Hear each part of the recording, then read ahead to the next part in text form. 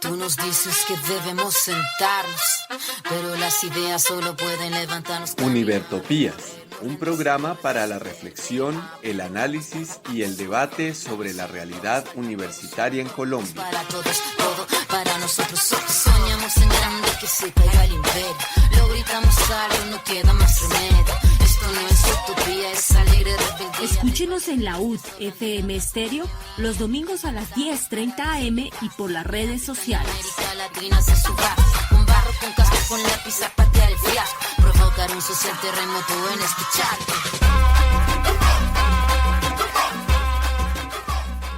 Hoy, 9 de junio del 2024, una conmemoración más del Día del Estudiante Heroico. Los saluda Jairo Ruiz y todo el equipo de Univertopías. Los miembros de la comunidad académica que soñamos y trabajamos por la reforma democrática y construcción colectiva de la Universidad Distrital, el equipo de Univertopías. Al llegar a la emisión 244, saludamos a toda la audiencia que se encuentra al otro lado de las ondas electromagnéticas, a los participantes de nuestro programa, a nuestro equipo técnico, Daniel, Paula y Andrés. Desde aquí, un fraternal abrazo a todos los que continúan en la construcción de un país digno, justo y equitativo para toda y todo colombiana y colombiano. En esta emisión, finalizando la 17ª semana del periodo lectivo 2024, es decir, terminando el periodo de exámenes y sin el pago del retroactivo salarial a los docentes ocasionales y catedráticos, trabajaremos, primero, de las reformas universitarias que, con Olga Salcedo, el PUI 2018 sigue siendo la guía de la reforma curricular. Revisemos los 10 retos de la universidad según este PUI, que sin duda contribuirán a una verdadera reforma de la universidad mucho más allá de la curricular, pero sin el compromiso del Consejo Superior Universitario será muy complicado. 2. ¿Cómo vamos? UD. En primer término, haremos un preámbulo del proyecto de estatuto disciplinario docente que se discute en el Consejo Superior Universitario, y en segundo término el profesor Edgar Ramírez seguirá presentándonos el trabajo de la Ley Estatutaria de Educación, en este caso porque la derecha quiere tumbar la ley estatutaria. En tercer aspecto, cápsulas para la memoria, con la profesora Olga Castiblanco. El periodo del año 2000 al 2010, los problemas de pensiones, la creación del IDEXUD, plan quinquenal, la creación del ILUD, la creación del IPASUB, la creación de la ASAP como facultad. Y en cuarto término, el camino empedrado de los docentes ocasionales y catedráticos con la profesora Marisol Camacho, el cálculo de los factores salariales, en resumen, y lo que se deja de pagar en la Universidad Distrital. Por ahora nos vamos a nuestra primera zona musical con Inti y Limaní, Nuestro México, febrero 23, para recordar que volvió a ganar la esperanza en el pueblo mexicano.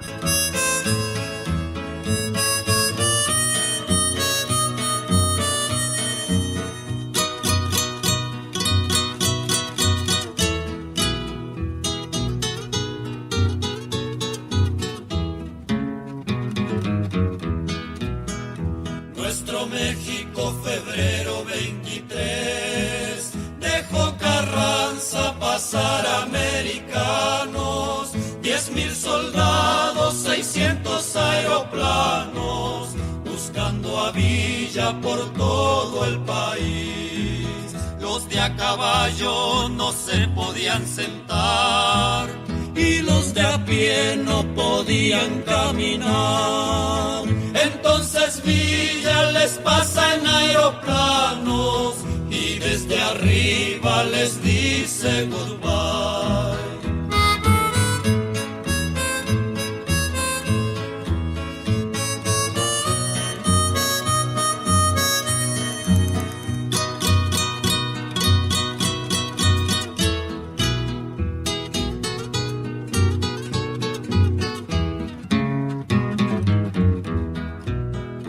Comenzaron a volar los aeroplanos, entonces Villa un gran plan les formó.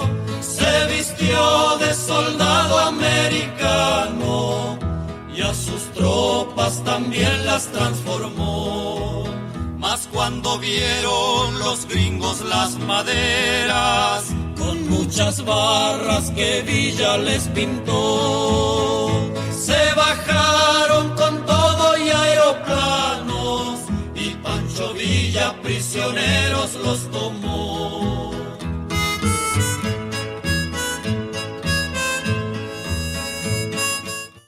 Que luchan, somos vecinos que escuchan, somos las calles de historias nuevas, presente y futuro apuestas, somos reforma y emblema. ¿Y de las reformas universitarias qué? La reflexión extraída del PUY 2018 en la pasada emisión de Univertopías fundamentalmente mostró que la flexibilidad y sus dimensiones son elementos esenciales en el proceso de transformación de la dinámica institucional para responder a los desafíos internos y externos de la Universidad Distrital. Para tal propósito, la universidad, en primer lugar, debe tener claro su rumbo, qué quiere en cuanto al tipo de sociedad y de ser humano que quiere formar. Debe tener clara su propuesta pedagógica, debe tener claro su papel en la sociedad.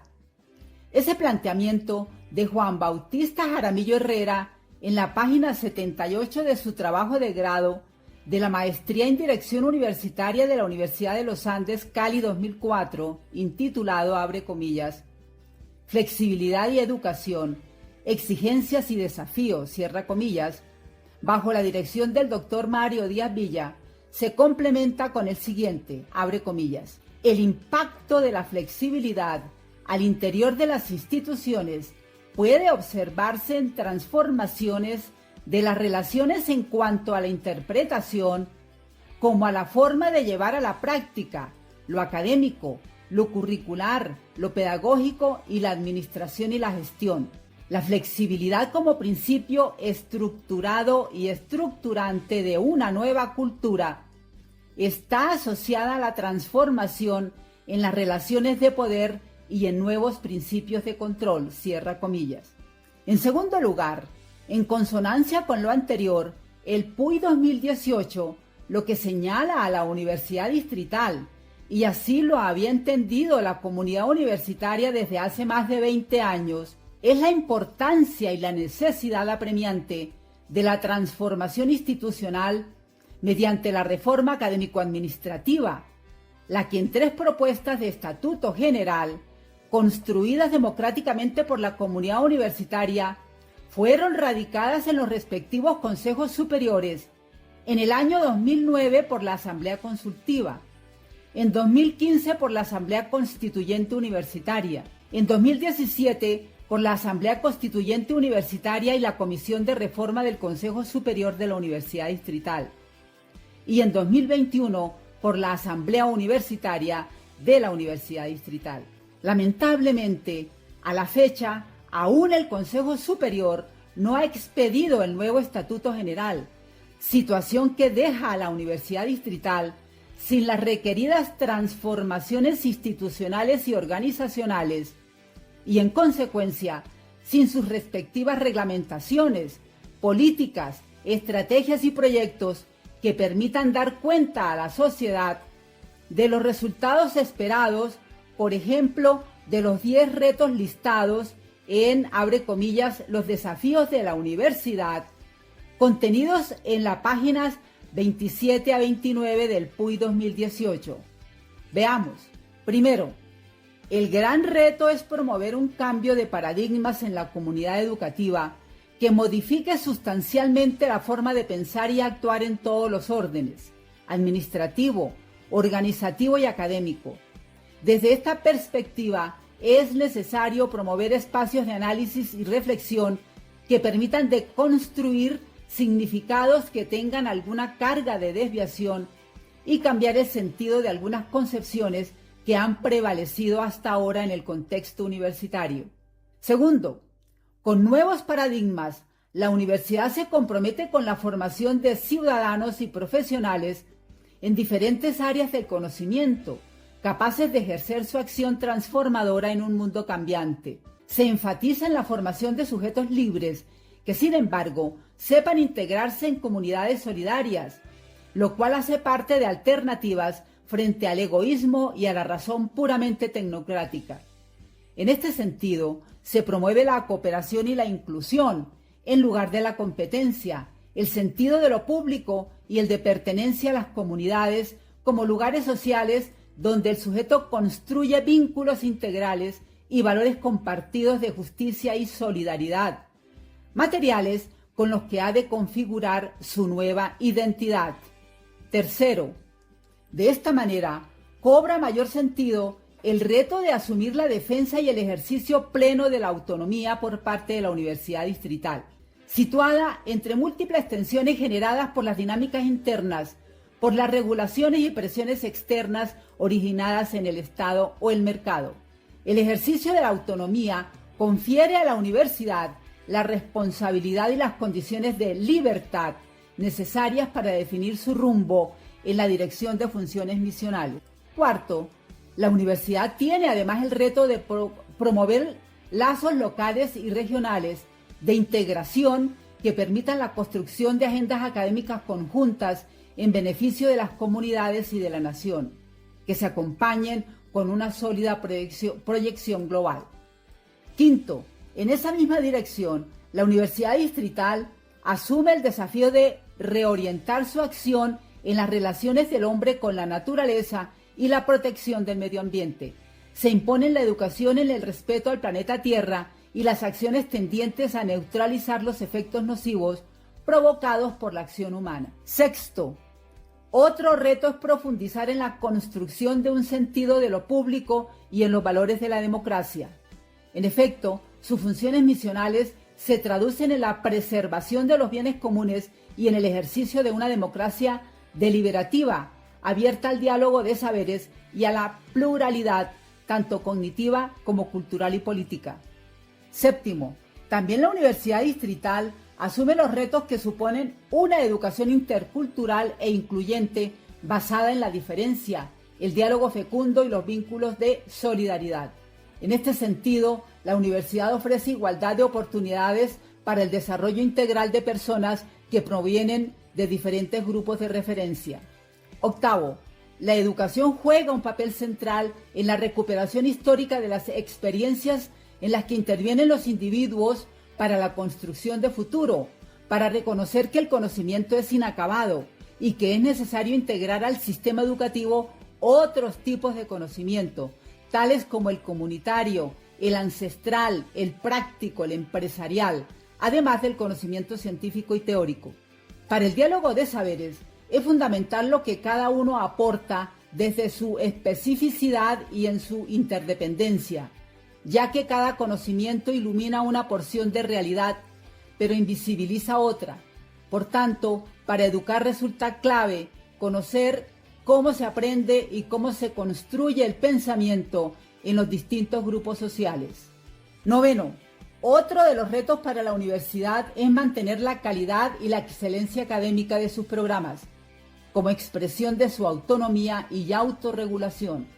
En efecto, con base en el acumulado de la experiencia y en las fortalezas institucionales, se abre un diálogo permanente entre las líneas internas de acción y las regulaciones externas de control en la calidad educativa. Y décimo, los vínculos con la ciudad implican coadyuvar al estudio y a la solución de los problemas de la ciudad-región. La universidad participará en el diseño de políticas públicas, así como en los procesos de planeación y en el compromiso ético-político con la paz, con la justicia social, ambiental y cognitiva.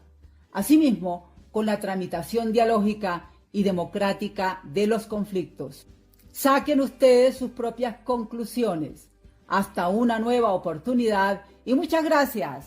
Que luchan, somos vecinos que escuchan, somos las calles de historias nuevas, presente y futuro a cuestas, somos reforma y emblema. ¿Y de las reformas universitarias qué?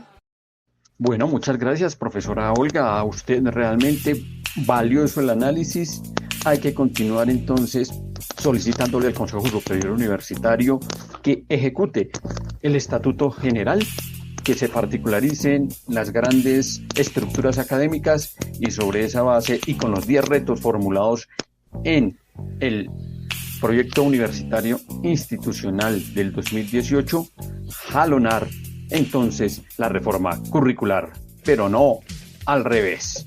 Nos vamos a nuestra siguiente zona musical por Independencia con la banda punk La Polla Records, el séptimo de Michigan. Todas las mañanas vendemos países y compramos almas.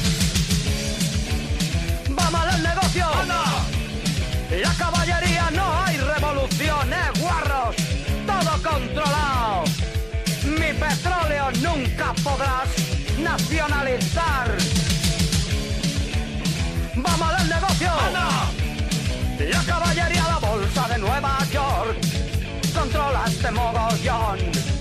La bolsa de Nueva York, a la mayor gloria de Dios.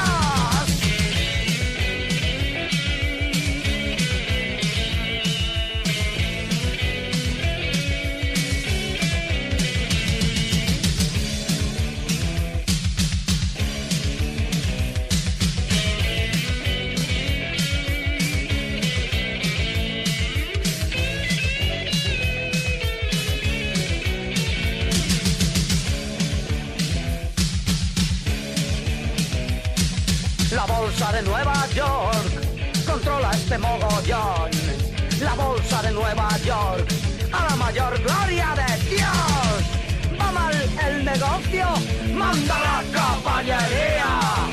Va mal el negocio, manda la caballería.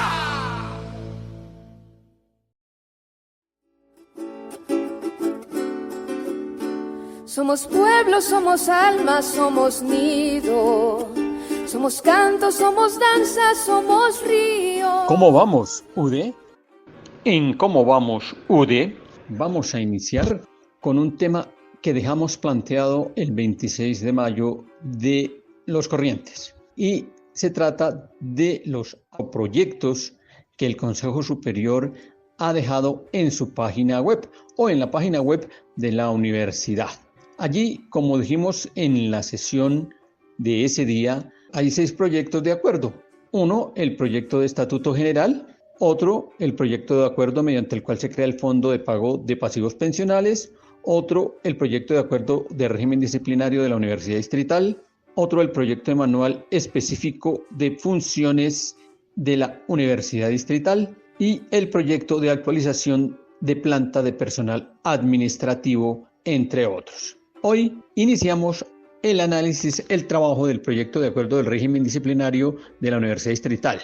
Allí, según los informes que se han entregado por parte de la Comisión al Consejo Superior, en inicio se trataba de hacer un proyecto único, disciplinario, para todos los miembros de la comunidad de la Universidad Distrital. Entiéndase, profesores de todo orden, de carrera, ocasionales, catedráticos, honorarios, trabajadores públicos de todo orden, tanto empleados públicos como trabajadores oficiales, igualmente para todos los estudiantes y para todas las personas que sin ser catalogadas como empleados se les tipifica bajo contratación de OPS o EPS. Desarrollado algún estudio, se estableció que no era prudente, ni oportuno, ni legal seguir pensando en un estatuto único. No sabemos en qué momento solamente quedó el proyecto de régimen disciplinario para docentes. Los demás no están. Se asume que se debe entender que el régimen único disciplinario debe recoger a todos los empleados del país, excepción de los profesores universitarios, los militares, los profesores de secundaria que están en un régimen llamado régimen especial, y el problema disciplinario se resuelve con respeto a la ley, no dentro del régimen único, y ello hace entonces que el régimen de los docentes sea muy particular. Pues bien, la ley 30 señala en su artículo 75 lo siguiente. El estatuto del profesor universitario expedido por el Consejo Superior Universitario deberá contener, entre otros, los siguientes aspectos. 1. Régimen de vinculación, promoción, categoría, retiro y demás situaciones administrativas. 2. Derechos, obligaciones, inhabilidades, incompatibilidades, distinciones y estímulos. 3. Establecimiento de un sistema de evaluación de desempeño del profesor universitario. Y 4. Régimen disciplinario. La ley cuarta al respecto señala un número máximo de horas que puede trabajar cualquier empleado público dentro de la docencia universitaria y les señala un límite de hasta 8 horas. Bien, el artículo 76 señala los escalafones del profesor universitario y el artículo 77 señala: el régimen salarial y prestacional de los profesores de las universidades estatales u oficiales se regirá por la Ley Cuarta de 1992, los decretos reglamentarios y las demás normas que la adicionen y complementan. Por ende, las 8 horas de las que hacíamos referencia hace un rato. Pero como decimos, odiosamente, la Ley 30 de 1992 dispuso 2 artículos que realmente son muy odiosos, que tienen que ver con los profesores de cátedra, el artículo 73, y los profesores ocasionales, el artículo 74, en donde pretende desconocer su vinculación a la planta de las universidades y su carácter de empleados públicos. En ese orden de ideas han salido una serie de sentencias que, dando la razón frente a que no son empleados públicos, reconoce el hecho de ser servidores públicos. Estos docentes estaban inscritos inicialmente en el proyecto que pretendió formalizar el Consejo Superior Universitario y que hoy tiene solamente a los profesores de carrera de la universidad. Veamos pues algunos elementos importantes que deben mencionarse en la actual reglamentación del régimen disciplinario de los docentes, el Acuerdo 011 de 2002, por el cual se expide el Estatuto del Docente de Carrera de la Universidad Distrital Francisco José de Caldas. Ya deja claro el título, Estatuto del Docente de Carrera, con lo cual se está excluyendo a los docentes ocasionales y catedráticos. En algunos artículos hacen mención de ellos, pero en general los están excluyendo, igual que en la Ley 30. El artículo primero dice: definición. El presente estatuto establece las relaciones de la Universidad Distrital Francisco José de Caldas con sus docentes de carrera y regula la carrera docente de planta y el régimen disciplinario. O sea que el régimen disciplinario recoge a los profesores de carrera. Y el título octavo desarrolla ese régimen disciplinario desde el artículo 107 hasta el artículo 115. Después, en un segundo capítulo, viene el procedimiento correspondiente. Pero veamos primero este primer capítulo del título régimen disciplinario. En el artículo 107 se da la definición siguiente: constituyen faltas disciplinarias de los docentes el incumplimiento de los deberes, la violación de las prohibiciones, el incurrir en las incompatibilidades y el incumplimiento de la ley, los estatutos y reglamentos de la universidad. Y viene una calificación de las faltas. Las faltas disciplinarias para efectos de las sanciones son leves o graves, según su naturaleza y sus efectos, las modalidades y circunstancias de los hechos, los motivos determinantes y los antecedentes personales del infractor. Y la gravedad de las faltas viene dada de la siguiente manera. Para calificar la gravedad de las faltas se tiene en cuenta los siguientes criterios: la naturaleza y la falta y sus efectos. Se aprecian por su aspecto disciplinario en lo relacionado con el ejercicio, si se han producido escándalos o se han causado perjuicios. Las modalidades y circunstancias del hecho se aprecian de acuerdo con el grado de participación en la omisión de la falta y la existencia de circunstancias agravantes, atenuantes o exonerantes. Los motivos determinantes se aprecian según se haya procedido por móviles notables o altruistas. Y los antecedentes del infractor se aprecian por sus condiciones académicas, categoría del cargo, categoría en el escalafón y funciones desempeñadas. Algunas circunstancias de agravamiento son las siguientes: la reincidencia en la comisión de la falta que dieron lugar a una sanción disciplinaria dentro del año inmediatamente anterior a la comisión de la falta que se está juzgando, la realización del hecho en conformidad con estudiantes, subalternos u otros servidores de la institución, la comisión de las faltas aprovechando la confianza depositada en el actor por el superior, la comisión de la falta para ocultar otra, la de rehuir la responsabilidad o atribuírsela a otros. Circunstancias atenuantes o exonerantes. Son circunstancias atenuantes o exonerantes las siguientes: la buena conducta anterior a la comisión de la falta, el haber obrado por motivos nobles y altruistas, el haber sido inducido por un superior a cometer la falta, el reconocer y confesar la falta oportunamente y no inducir a error, el procurar por iniciativa propia resarcir el daño o compensar el perjuicio causado antes de iniciarse el proceso disciplinario. Sanciones. El docente que incurra en faltas disciplinarias puede ser objeto de las siguientes sanciones que impone de acuerdo a la gravedad de la falta y sin perjuicio de la responsabilidad civil o penal que su acción pueda originar. Amonestación escrita con anotación en la hoja de vida que es interpuesta por el decano, suspensión en el ejercicio del cargo hasta por 90 días calendario sin derecho a remuneración que es impuesta por el rector, destitución, la cual siempre acarrea la inhabilidad para el desempeño de empleos oficiales dentro de 2 y 10 años, que será impuesta por el rector, previo concepto favorable del Consejo de Facultad. La comisión de faltas leves da lugar a la aplicación de las sanciones contempladas en los literales A del presente artículo, es decir, la amonestación escrita con anotación a la hoja de vida, la suspensión sin derecho a remuneración entre 11 y 90 días calendario o destitución según el caso. La comisión de faltas leves da lugar a la aplicación de la sanción contemplada en el literal A, es decir, la amonestación escrita con anotación en la hoja de vida, que es impuesta por el decano, y a la suspensión sin derecho a remuneración entre 11 y 90 días calendario o destitución según el caso. Es decir, eso no sería una falta leve. Hay un error de concepción o de redacción en nuestro estatuto en el artículo 112 en su último párrafo. Causales de suspensión.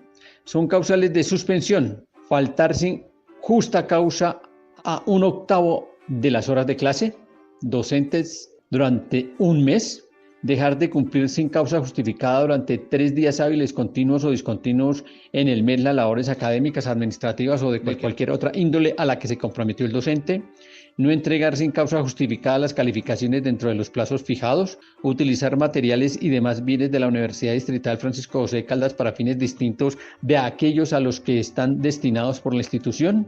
Y las causales de destitución son: dañar intencionalmente bienes de la Universidad Distrital, obligar o inducir a alguien a dar o prometer al mismo docente o a un tercero dineros u otra utilidad indebida, recibir para sí o para terceros dinero u otra utilidad, intervenir con dolo o culpa grave en la transmisión o aprobación de documentos sin la observancia de los requisitos legales, dar a conocer indebidamente documentos o noticias que deban mantenerse en secreto, utilizar indebidamente descubrimientos científicos, dedicar tiempo a otras instituciones públicas o privadas sin autorización de autoridad competente que se superponga con las horas que deba dedicar a la universidad, destruir, suprimir u ocultar total o parcialmente documentos públicos, injuriar o calumniar superiores, compañeros de trabajo o estudiantes u otros servidores de la institución, faltar sin causa justificada más de 1/5 parte de las horas lectivas de una asignatura durante todo el periodo lectivo. Y finalmente, al abandono del cargo dan las siguientes faltas: el docente sin causa justificada no reasume sus funciones dentro de los 3 días hábiles siguientes. El docente deja de concurrir a su lugar de trabajo por más de 3 días hábiles. El docente, en caso de renuncia, deja el cargo antes de que se le autorice para separarse del mismo antes de pasados 15 días después de presentar la renuncia. Hasta ahí la descripción de las faltas. Ahora viene en el capítulo 2 el procedimiento. Y dice en su artículo 16, procedimiento, y lo vamos a mirar con detalle. La investigación disciplinaria se adelanta conforme al siguiente procedimiento. A. Es ordenado por el rector, el decano o el coordinador de proyecto curricular cuando tenga conocimiento de un hecho que pueda constituir falta disciplinaria o exista documento, declaración o indicio que ofrezca serios motivos de credibilidad que puedan comprometer la responsabilidad de un docente de carrera. Con tal fin, dicta auto de apertura y designa como investigador, a un docente que desempeñe funciones de dirección académica de igual o superior jerarquía a la del inculpado en el escalafón de docentes o en la dirección académica, quien dentro de los 5 días hábiles siguientes formulará el correspondiente pliego de cargos si a ello hubiere lugar. B.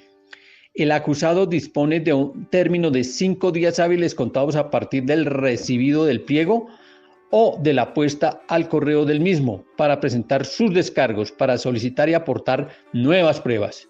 Durante este lapso, el expediente permanece a su disposición en la oficina del investigador.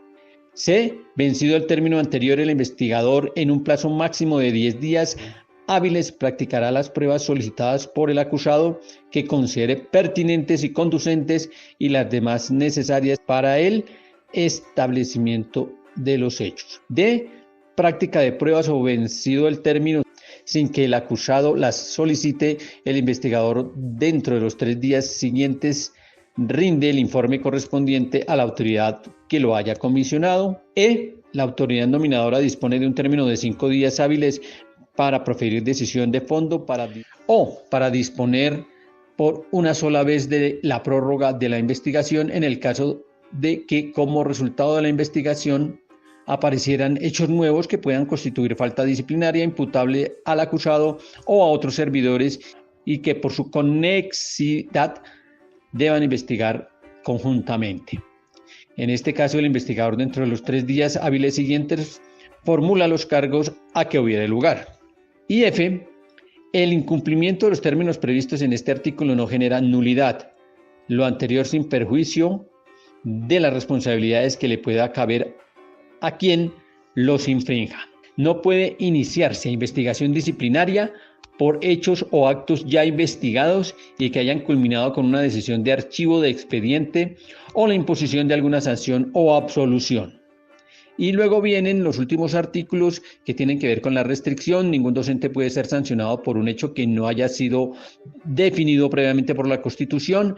Prescripción, la acción disciplinaria prescribe a los 5 años de haber ocurrido los hechos constitutivos de falta. Derechos del docente investigado. En toda investigación por falta disciplinaria, el docente tiene derecho a conocer el expediente, obtener copia auténtica de el ser oído en descargos, pedir prácticas de pruebas y aportar aquellas que considere necesarias. Pliego de cargos. El pliego de cargos debe contener, entre otros aspectos, lo siguiente: relación de los hechos investigados, relación de las pruebas contenidas en el expediente, cita de las disposiciones reglamentarias presuntamente infringidas con los hechos o actos investigados, relación del derecho que le asiste al docente a conocer la totalidad del expediente y de optar y solicitar las prácticas de pruebas. El pliego de cargos se entrega personalmente al docente acusado, quien debe firmar una copia del mismo como constancia de su recibido.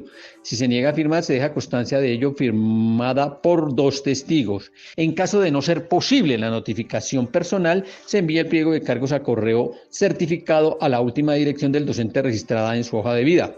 Vienen luego los descargos. El docente hace sus descargos ante el investigador en los términos señalados en el presente estatuto por escrito o verbalmente, en cuyo caso se levanta un acta en la cual se escriben textualmente sus descargos y la deben suscribir quienes intervienen en la diligencia.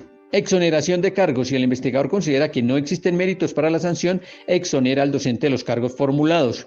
Imposición de sanciones. Si fuere el caso de imponer una sanción disciplinaria, la autoridad competente profiere la correspondiente providencia motivada. En la providencia se indican los recursos que legalmente proceden contra las decisiones de que se trate, las autoridades ante quien se deben interponer y los plazos para hacerlo. Y vienen aquí los recursos. Finalmente, contra el acto administrativo que imponga una sanción disciplinaria proceden los siguientes recursos: el de reposición ante quien dictó la providencia en el momento de la notificación personal o dentro de los 5 días hábiles a ello, o la desfijación del edicto para que se aclaren, modifiquen o revoquen, el de apelación ante las instancias superiores a las que profirió la providencia con el mismo propósito del anterior y puede interponerse como subsidiario del recurso de reposición. En caso de destitución, el recurso de apelación se presenta ante el Consejo Superior Universitario, y cual está obligado a resolverlo en los términos que señala la ley. Transcurridos los términos señalados en el presente artículo sin que hubiesen interpuesto los recursos procedentes, la decisión queda en firme y allí se agota la vía gubernativa. Aquí lo que habría que resaltar es quién es el investigador. Es un docente de por lo menos igual jerarquía del docente investigado. Esa es la condición. Lo otro es que en el momento en que se suscribe este acto administrativo en el año 2002, los llamados delitos o infracciones de género no estaban tipificados por la ley, y en tal situación, en la medida en que han aparecido casos de este tenor, la administración ha tenido que actuar o bien haciéndose la ciega, haciéndose la que no le entiende, o bien enviándolos a instancias distintas o fuera de la universidad. Así las cosas, eso justifica entonces qué se debe hacer o qué no se debe hacer. En la siguiente emisión estaremos revisando la exposición de motivos de el proyecto que se tiene en el Consejo Superior Universitario, y por ahora lo dejamos allí. Nos vamos ahora al análisis que el profesor Edgar Ramírez está haciendo de la ley estatutaria, y vamos a ver hoy qué temas está trabajando. Siga usted, profesor Edgar. Sobre el proyecto de ley estatutaria en educación y su relación con la Universidad Distrital.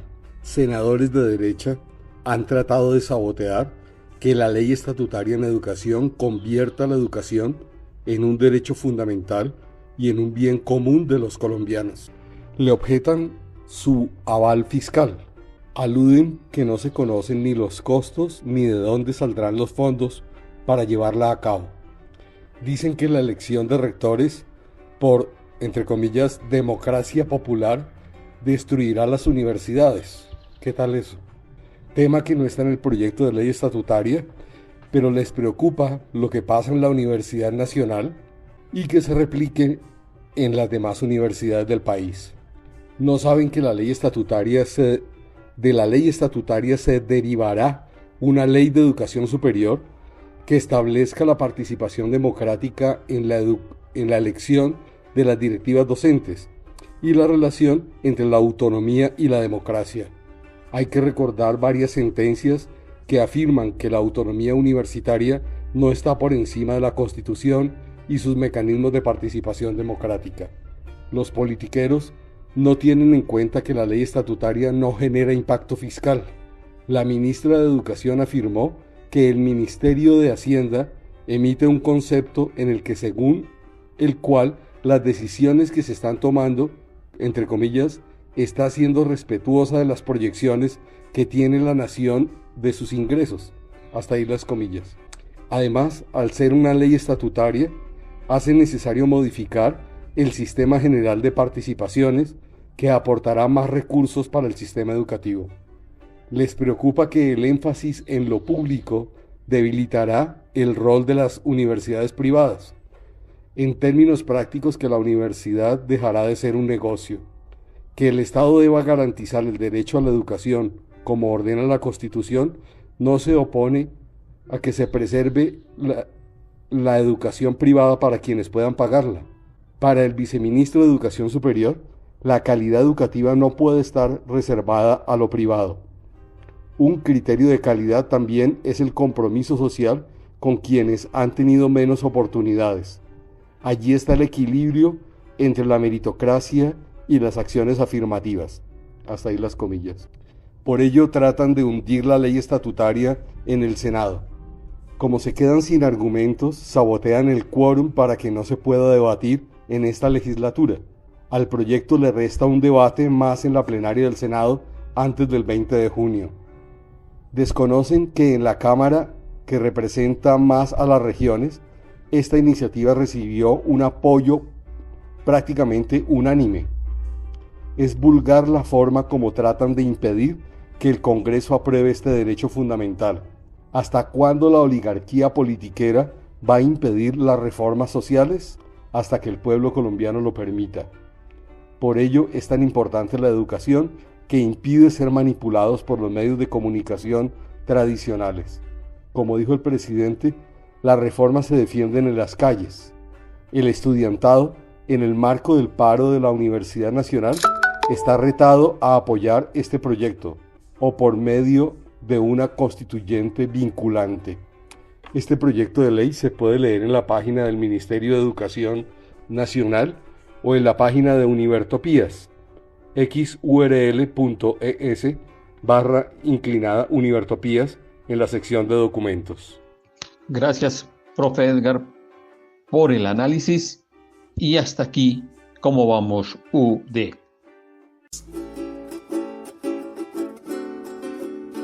Somos pueblo, somos alma, somos nido. Somos canto, somos danza, somos río. ¿Cómo vamos, UD? Y es hora de nuestra siguiente zona musical, en este caso en homenaje a los estudiantes caídos del 8 y 9 de junio, con Mercedes Sosa, Me gustan los estudiantes. Que vivan los estudiantes, jardín de nuestra alegría. Son aves que no se asustan de animal ni policía. Y no le asustan las balas ni el ladrar de la jauría. Caramba y zamba la cosa, que viva la astronomía. Me gustan los estudiantes que rugen como los vientos, cuando le meten al oído sotanas y regimientos. Pajarillos libertarios igual que los elementos. Caramba y zamba la cosa, que viva lo experimento.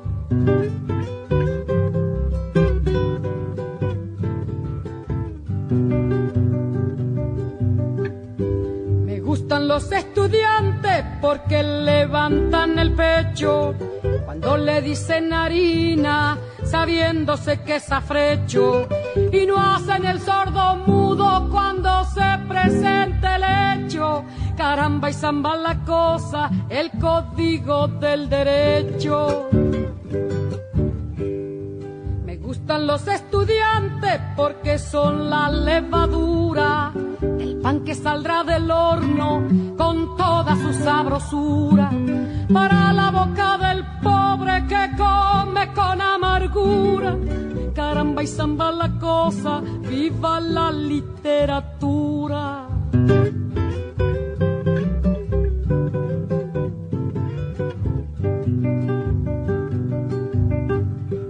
Me gustan los estudiantes que marchan sobre la ruina, con las banderas en alto a toda la estudiantina. Son químicos y doctores, cirujanos y dentistas. Caramba y zamba la cosa, vivan los especialistas.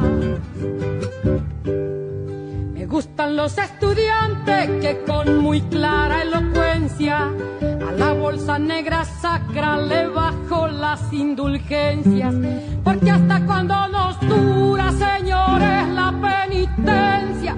Caramba y zamba la cosa, que viva toda la ciencia. Caramba y zamba la cosa, que viva toda la ciencia.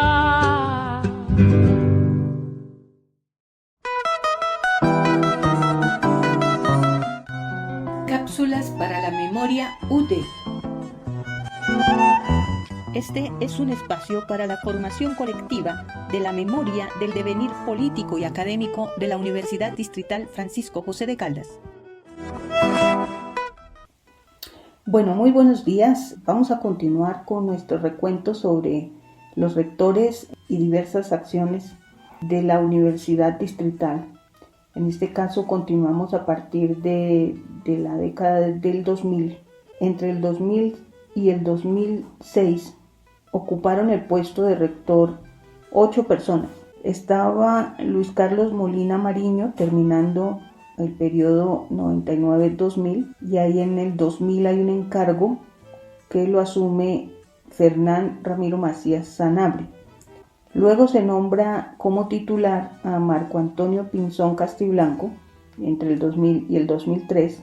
Eso fue un periodo bastante convulsionado por el tema de las pensiones. Se exigía que se circunscribiera un pacto de concurrencia para cubrir las pensiones de la Universidad Distrital y reglamentarlas de una manera diferente, pues venía siendo crítica la situación. Según este autor, Germán Clavijo, las pensiones consumían casi el 35% del presupuesto de la universidad. Bueno, a final de 2003 se suspende al rector Marco Antonio por omisión durante la década de los 90 en torno al problema de las pensiones. Y ahí entra Germán Ordóñez Pinzón como encargado en 2001 y luego Roberto Vergara Portela como encargado en 2002. Vale recordar que Roberto Vergara estuvo nuevamente como encargado en el año 2013. Y luego Jairo Humberto Torres Acosta en el 2003 entra como encargado también, ¿cierto? Son periodos de rectorías muy cortas, todas encargadas. Finalmente se nombra como titular a Ricardo García Duarte entre 2003 y 2006. Pero en el medio también Ricardo García es suspendido de su cargo, según este autor, Germán Clavijo, por causa de la demanda que puso sobre 400 pensiones otorgadas por la universidad a empleados públicos, docentes y administrativos en la década de los 90. Según este autor, hubo una persecución hacia Ricardo García que culminó con la suspensión temporal como rector, si mal no estoy, tuvo casa por cárcel y por una acción de tutela fue restituido a su cargo a mediados de 2006. Ahí estuvo Germán Méndez como encargado y en 2006 se nombra a Carlos Javier Mosquera Suárez como encargado nuevamente. Hay que recordar que Ricardo García vuelve como rector titular entre el periodo de 2018 y 2021. Bueno, pero en estos primeros años de la década del 2000 también hubo unas transformaciones administrativas importantes. En el 2000, cuando Luis Carlos Molina Mariño estaba como rector, se reformó el Acuerdo 03 del 92, que dio origen al Instituto de Desarrollo del Distrito Capital y la Participación Ciudadana y Comunitaria, en ese momento el IDCAP, que luego se denominó Instituto de Extensión y Educación No Formal de la Universidad Distrital, IDEXUT. Y tenía pues varias misiones, ¿no? Que desarrollar programas especiales multidisciplinarios de extensión, asesorías, consultorías y educación no formal para buscar impacto en el Distrito Capital. Hay que recordar que este IDEXUT tuvo un escándalo justamente en la rectoría de Ricardo García en el año 2018. Por ahí en el 2019 estalló ese escándalo por un desfalco de 11.000 millones de pesos que fue comprobado, por el cual está hoy condenado el profesor Wilman Muñoz, exdirector del IDEXUT. Bueno, en ese periodo también de la década de 2000 fue aprobado el Plan de Desarrollo Quinquenal y también fue aprobado en la gestión rectoral de Marco Antonio Pinzón el Instituto de Lenguas de la Universidad Distrital, ILUT. Y en diciembre de 2002 también fue creado el Instituto para la Pedagogía, la Paz y el Conflicto Urbano, IPASUT, que es una unidad que se esperaba que desarrollara investigación, reflexión y extensión en la resolución de conflictos. Y bueno, durante el 2003 y el 2006, digamos que el tema más álgido fue el tema de las pensiones. El Ministerio de Hacienda decidió retener el giro de los bonos pensionales por un monto de más de 6.000 millones de pesos anuales, condicionado a la suscripción de un pacto de concurrencia entre el Ministerio de Hacienda, la Secretaría de Hacienda y la universidad. Hay que recordar que, pese a todo ese ambiente convulsionado, apenas hasta este año 2024, hace unos días, se supo de la noticia de que finalmente se firmó ese pacto de concurrencia. Vamos a ver qué pasa ahora con ese dinero que va a ingresar a la universidad y que se esperaría por lo menos que entrara a fortalecer la contratación de planta docente y de muchas otras necesidades que tiene la universidad. Vamos a ver qué ocurre con eso. También en el periodo de 2005, el Consejo Superior crea la Facultad de Artes ASAP, es decir, adopta la Academia Superior de Artes de Bogotá como una facultad de la universidad e inicia labores en el año 2006. Entonces, entre el 2000 y el 2006 fueron creados pues 3 institutos, una facultad y fueron trazados varios lineamientos de política de la universidad y también fue puesto en escena la problemática de las pensiones. En la producción, Olga Castiblanco y María Eugenia Calderón. Univertopías y el camino empedrado de los docentes ocasionales y catedráticos.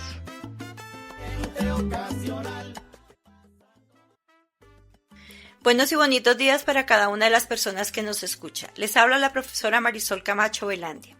Hoy, en el camino empedrado de los docentes ocasionales y catedráticos, continuaré con el análisis de las resoluciones de vinculación para el periodo 2024-1 de los docentes BINES, hora cátedra, prestaciones de la Facultad Tecnológica. En este episodio culminaré el ejercicio aritmético para calcular las prestaciones que la administración debería liquidar y pagar a un docente vinculado por hora cátedra prestaciones con escalafón asistente y 16 horas semanales. Todos estos cálculos en consonancia con el mandato de la sentencia C06 de 1996 y acorde con diferentes conceptos jurídicos emitidos por el Ministerio de Educación Nacional, el Departamento Administrativo de la Función Pública y la Oficina Jurídica de la Universidad Distrital. Antes de comenzar, permítame decirles que nos volvimos viejos, los docentes BINES de la Universidad Distrital Francisco José de Caldas. Nos volvimos viejos y la administración nada que respeta nuestro derecho a un trato en equidad, por lo menos en lo que respecta a realizar el aumento salarial para el año 2024 y pagar el retroactivo de dicho aumento. Señores decanos, ya van más de 60 días. ¿Qué pasa? ¿Están perpetuando la discriminación basada en el tipo de vinculación laboral docente? En el último episodio quedó establecido que la administración de la Universidad Distrital debe pagar a los docentes BINES las mismas prestaciones que se tienen para los docentes de carrera, pero liquidadas de manera proporcional al tiempo de servicio. También se puso de manifiesto como parámetro de comparación el valor liquidado para las cesantías, dado que, junto con los intereses de cesantías, son las únicas cantidades que la administración liquida de manera correcta ajustándose a la ley. Seguramente porque de acuerdo con la ley, el pago incorrecto de estos montos acarrea una sanción de alto costo por cada día de mora. Siguiendo con los cálculos de los factores prestacionales, para un docente BINES tenemos bonificación por servicios prestados. La administración la liquida en ceros para cada docente BINES. Sin embargo, es una prestación que se paga a los docentes de carrera y por lo tanto debería liquidarse proporcional al tiempo de vinculación. De lo contrario, el trato sería inequitativo y discriminatorio. La bonificación por servicios prestados en el periodo lectivo actual de 4.5 meses correspondería a los 4.5/12 del 35% de una remuneración mensual. Este resultado debe ser inferior al de cesantía. Prima de servicios.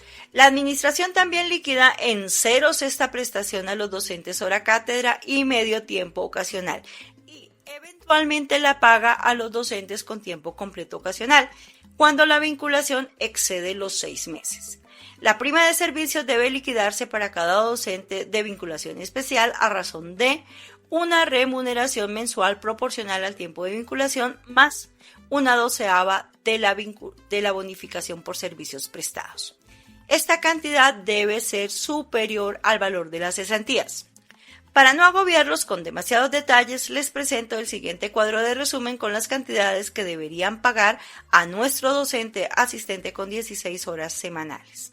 Si se trata del salario de 2023, tal como aparece en las resoluciones de vinculación, aunque ya estamos en el 2024, tendríamos que le deberían pagar vacaciones, 1.159.802. Le liquidan 517.818. Le deberían pagar por prima de vacaciones, 813.054. Le liquidan 517.810. Prima de Navidad, le deberían pagar 1.227.487. Le liquidan 924.662. Bonificación por servicios prestados, le deberían pagar 364.224 pesos. Le pagan 0. Prima de servicios, le deberían pagar 1.070.480 pesos y le pagan 0. Cesantías, le deberían pagar 1.040.244 y le pagan exactamente lo mismo. Intereses de cesantía, 124.829 y le pagan exactamente lo mismo. Total de prestaciones deberían pagarle 5.800.123 y le liquidan 3.125.355. ¿Cuál es la diferencia en su contrapreciado docente con vinculación hora cátedra en categoría asistente 16 horas semanales? 2.674.768 pesos. El total de su vinculación figura por 15.608.283. Debería figurar por 18.283.051 pesos. Adicionalmente, si los cálculos se hacen actualizados con el aumento salarial para 2024, como debería ser, el total de salarios estaría en 13.794.480 pesos y el total de prestaciones debería estar en 6.409.528 pesos, de tal manera que el total de la vinculación estaría en 20.204.000 pesos. ¿Cómo calcula la administración? ¿Cuál es su marco legal? ¿Por qué no lo referencia de manera taxativa en los considerandos de las resoluciones de vinculación? ¿Por qué no divulgan cómo calculan estos valores prestacionales? ¿Acaso consideran que los docentes BINES no somos sujetos de derechos? Me despido con la siguiente invitación. Señor administrativo o directivo, comprométase con un nuevo contrato social, comprométase con la igualdad de oportunidades y enarbole las banderas de la equidad. Feliz día para todos. Univertopías y el camino empedrado de los docentes ocasionales y catedráticos. Muchas gracias, profesora Olga Castiblanco, por la ubicación histórica, el surgimiento del IDEXUD, del ILUD, del IPASUD, el surgimiento de la SAP, pero todos los problemas administrativos con las rectorías del periodo 2000-2010, que casi todas tuvieron problemas jurídicos, sobre todo con el manejo de las pensiones. Y a usted también, profesora Marisol, por el camino empedrado de los docentes ocasionales y catedráticos, en tanto el minucioso análisis de lo que se paga al interior de la universidad y lo que se debiera pagar. Hasta aquí nuestra emisión del día de hoy. Con esta canción de fondo nos despedimos. De cátedra en cuestión, la están pasando muy mal en toda nuestra nación. Se los vincula por meses y trabajan en exceso. Se les paga. Los miembros de la comunidad académica que soñamos y trabajamos por la reforma democrática y construcción colectiva de la Universidad Distrital, el equipo de Univertopías, agradecemos a todos los que intervienen en el trabajo de este programa, a nuestro equipo técnico, Daniel, Andrés y Paula, a todos los que contribuyen a la construcción de un país justo, digno y equitativo. Un abrazo y nos vemos la próxima semana. Tú nos dices que debemos sentarnos, pero las ideas solo pueden levantarnos. Univertopías, un programa para la reflexión, el análisis y el debate sobre la realidad universitaria en Colombia. Para todos, todo para nosotros. Soñamos en grande, que se caiga el imperio. Lo gritamos algo, no queda más remedio. Esto no es utopía, es alegre rebeldía. Escúchenos en la UD FM Estéreo los domingos a las 10:30 am y por las redes sociales. América Latina se suba, con barro, con casco, con lápiz a patear el fiasco. Provocar un social terremoto en este charco.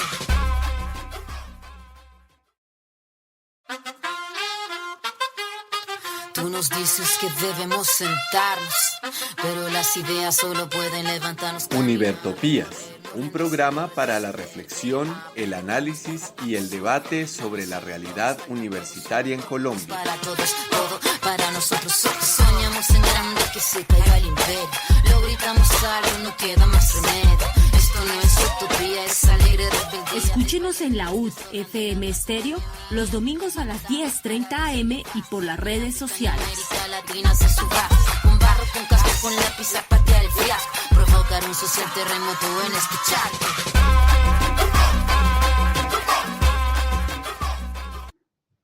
Habiendo terminado nuestra emisión radial, damos inicio a nuestro segmento suplementario.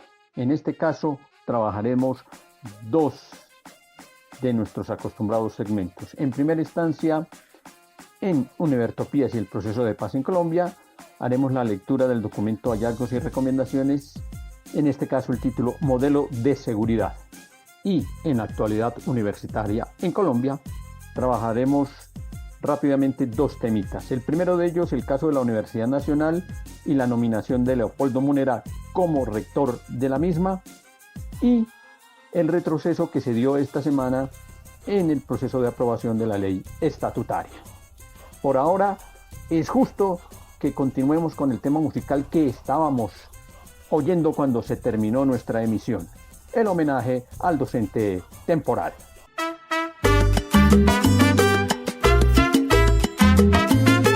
El docente ocasional y de cátedra en cuestión la están pasando muy mal en toda nuestra nación. En las universidades públicas de la nación hay que decir las verdades con claridad y razón. Hay docente ocasional y de cátedra precarios con exceso laboral, pero de bajos salarios. Dicen que no es empleado, tampoco trabajador, al servicio del Estado con su grandiosa labor. El docente ocasional y de cátedra en cuestión la están pasando muy mal en toda nuestra nación. Se los vincula por meses y trabajan en exceso. Se les paga pequeñeces en un injusto proceso. No van a tener pensión con tan poca sumatoria, mientras que a la educación están llenando de gloria. Luchemos por acabar esta historia de maldad, porque merecen gozar de grata estabilidad. El docente ocasional y de cátedra en cuestión la están pasando muy mal en toda nuestra nación. Vamos a garantizarles dignidad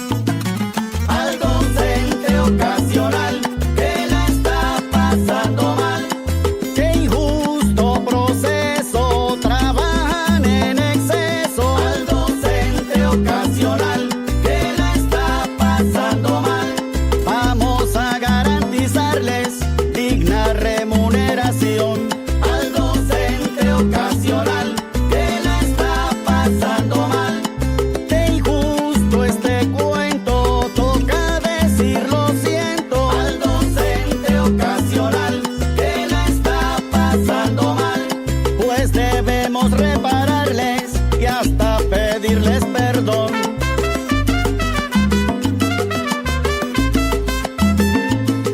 Al docente ocasional que la está pasando mal,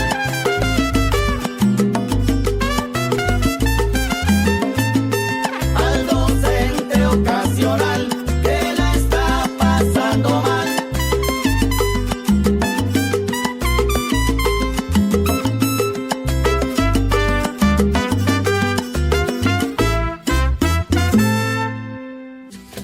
Univertopías y el proceso de paz en Colombia.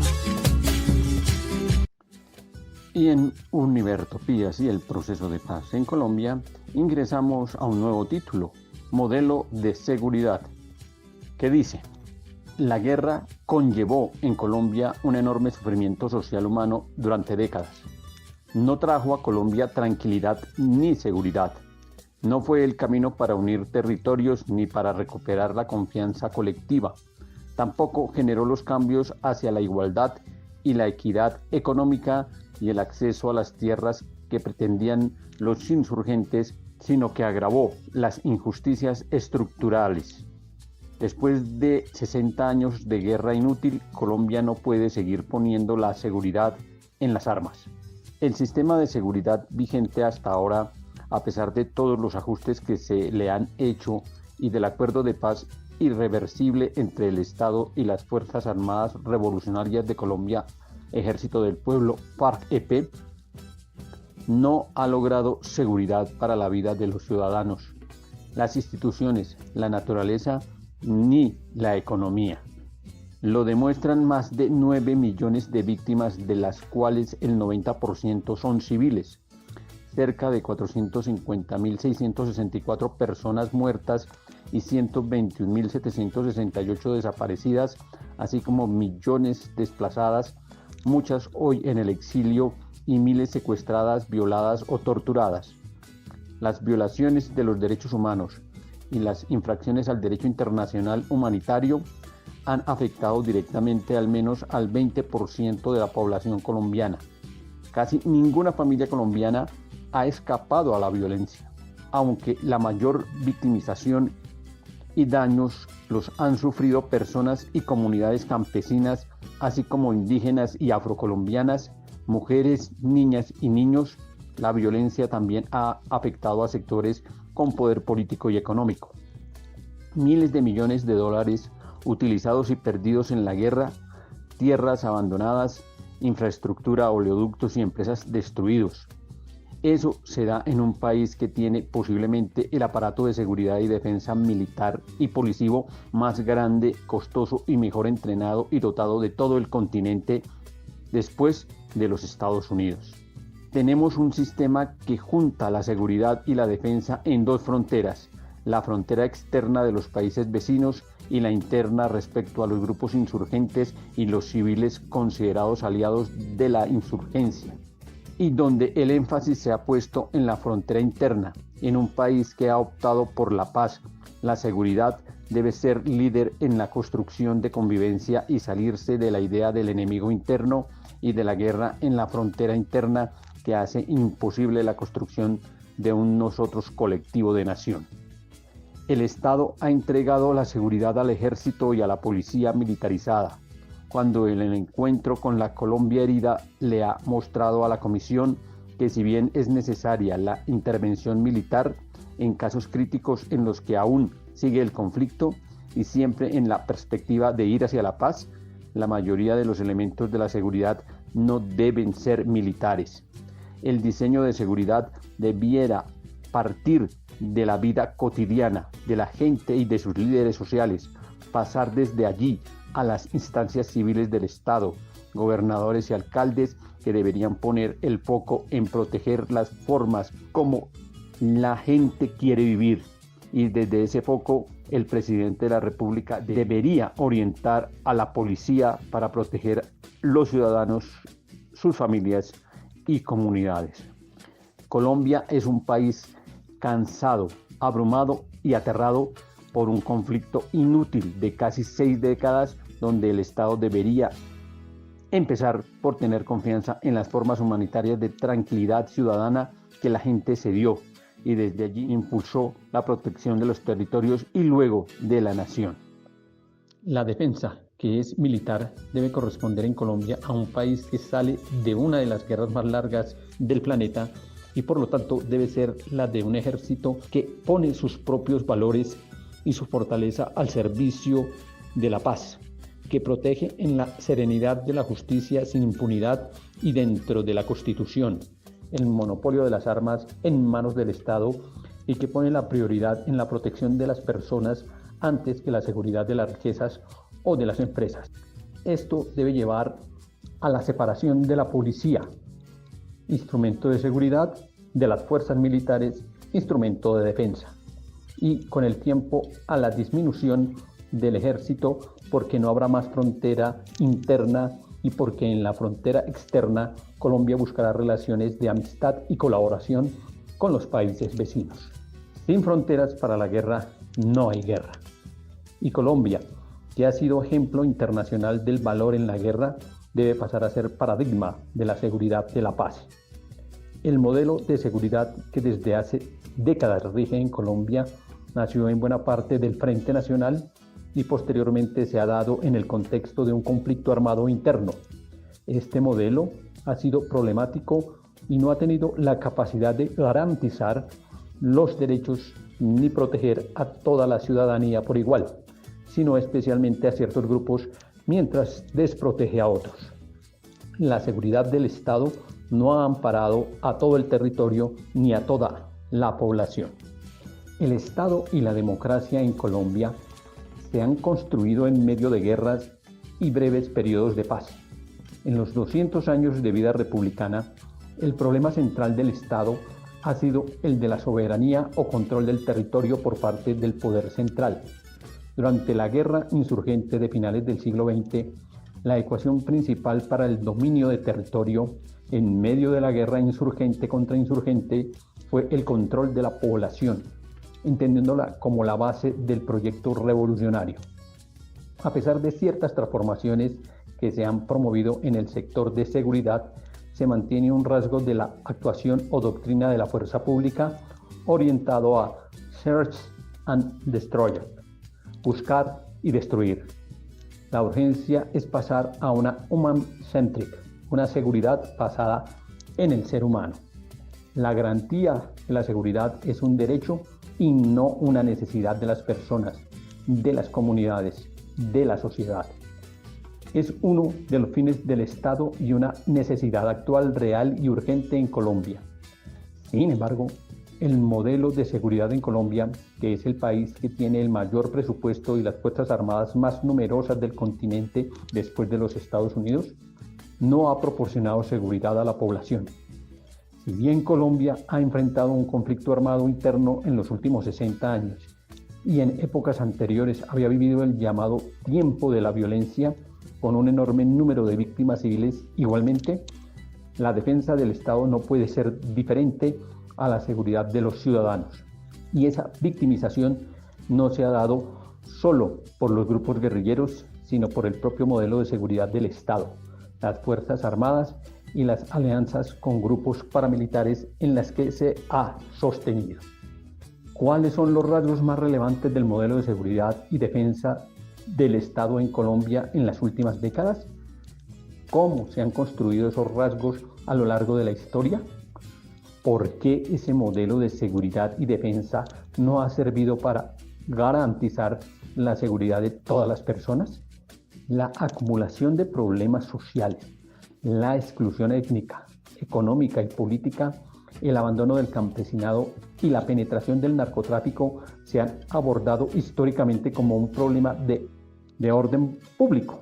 Desde hace décadas, con el Frente Nacional, el poder político acordó con las Fuerzas Armadas y de Seguridad darles una relativa autonomía en el manejo del orden público y de la lucha contrainsurgente a partir del surgimiento de las guerrillas, así como ciertas prerrogativas institucionales para esa tarea que se concedieron especialmente a través del estado de sitio que rigió en Colombia entre 1949 y 1991 con una fuerte limitación de derechos y unas competencias muy amplias de las fuerzas militares en lo que se considera orden público, como detenciones o investigación de casos y aplicación de justicia penal militar contra civiles acusados de diferentes delitos. El Estado decidió enfrentar el problema político que planteaba una insurgencia en rebeldía contra el Estado mediante una solución militar, en lugar de hacerlo con el diálogo y la negociación política desde el principio. Pero esa misma solución militar acrecentó la seguridad armada del Estado mientras se aumentaban cada vez más las fuerzas insurgentes. La sociedad se hizo a la solución militar y apoyó el crecimiento de la seguridad armada. Algunos líderes empresariales y militares se opusieron de diversas maneras y en distintas épocas a los procesos de paz, esperando el triunfo por las armas, mientras la seguridad de las personas se rompía en los campos y en las organizaciones sociales. En este modelo se ha confundido la seguridad con la defensa. Por una parte, la seguridad se refiere a la percepción que se tiene de no enfrentar riesgos ni amenazas que promueven el desarrollo humano y la convivencia. La defensa armada, por su parte, se activa cuando hay una amenaza a la seguridad. El Estado, desde las autoridades civiles, como también desde las Fuerzas Armadas, en medio del conflicto armado, se sumergió en un enfoque de defensa frente a amenazas, concentrando todos sus esfuerzos en la identificación del enemigo y en su persecución a través de una respuesta militar, armada, de guerra, y perdió de vista o minimizó la importancia de otras condiciones estructurales que contribuyen a la seguridad, que no exacerban la guerra y que no dependen de las instituciones armadas y de inteligencia. Cuando se dieron tensiones políticas, demandas económicas y sociales, la respuesta del Estado a través de las Fuerzas Armadas y los organismos de seguridad se ha orientado a la defensa de las instituciones y de los intereses de sectores con poder económico, político y social, no a proteger de manera prioritaria a la población civil y sus derechos. En medio de la guerra, el Estado ha caracterizado las propuestas alternativas políticas y sociales e incluso las comunidades o los territorios ocupados por las guerrillas como si fueran parte de la insurgencia del conflicto armado, y entonces los ha considerado una amenaza para la seguridad y los ha etiquetado frecuentemente como enemigos, que pueden y deben ser perseguidos a través de las facultades represivas del Estado. Esta visión de la seguridad, fundamentada en la persecución a las guerrillas a través de las Fuerzas Armadas, la policía y los organismos de inteligencia, ha conllevado la comisión de crímenes de extrema gravedad contra estas personas, grupos y pueblos, tanto por las fuerzas del Estado como por los paramilitares, frente a las acciones de las guerrillas, y ha destruido la seguridad de los civiles no combatientes y en general la tranquilidad del país. Paralelamente, el escalamiento del conflicto armado, su exacerbación y la intensificación de los crímenes de derechos humanos y el derecho internacional humanitario dieron pie a una visión en la que dichas acciones se justificaron con base en el bien superior de la seguridad del Estado. La movilización y las demandas sociales desde el movimiento estudiantil, social o sindical en los años 80 fueron consideradas parte de ese enemigo, extendiendo a ella la sospecha y considerando a numerosas organizaciones y comunidades como base social de las guerrillas. La seguridad se ha delegado exclusivamente en el aparato armado del Estado. Solo de manera muy excepcional, la seguridad se ha entendido como un derecho y una construcción del poder ejecutivo del Estado, con la presencia de otras instancias como el Congreso, la rama jurisdiccional y la sociedad civil.